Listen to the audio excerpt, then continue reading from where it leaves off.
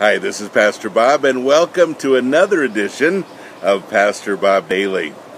You know, there's a phrase that we've used for years, and actually I have some great friends in a band that use this as their band name, A Hill to Die Upon.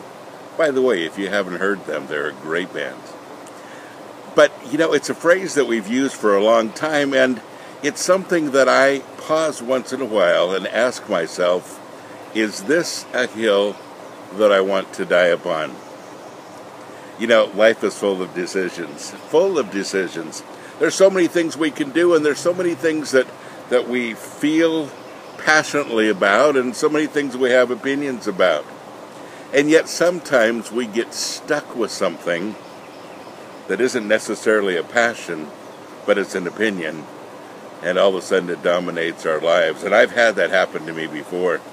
And sometimes, as I'm doing this podcast even, people write in questions and I think, I don't think I'm going to do that question. Why? Not because I'm afraid of it, but it's just not a hill that I want to die on. Because I know I'm going to get a lot of hate mail. I know it's going to take us in a different direction. I know people are going to be upset. And after I kind of weigh it out a little bit, I decide that, maybe it's not worth it. Other things that are more important. Other messages that I feel like are more important. And so I make that distinction, and we do that every day, folks. We have to make decisions on what hill do we want to die upon. Now, that leads me to what I want to talk about today. What is your hill? Have you discovered that thing that you're passionate about, that hill that you want to die on, that hill that is important to you, and that you can be passionate about and you wouldn't mind talking about for a very long time to come? Have you discovered it?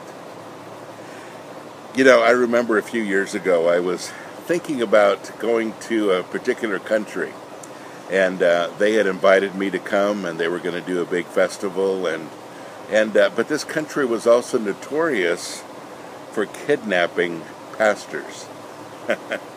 And holding ransom for them. Number of pastors had been killed, and all of that. And, I had a burden for the country. I had a burden for what they were doing, and I thought, I just need to do this.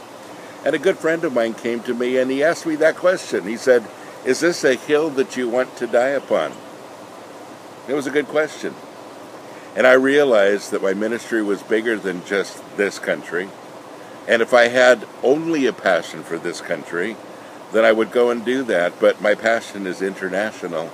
And he said, you can go and do this country, and you can be kidnapped and possibly killed, and stop your ministry everywhere.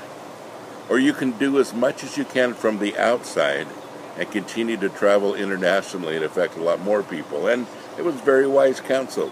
I ended up not going. Well, that was a decision that I'm happy that I made, and I think it was the right decision. But we're faced with those every day. And I realize that every day I have options. Some of those options match my passion, some don't. And in everything, I have to ask myself that question. Is this really a hill that I want to die upon? So, this is my question for you today.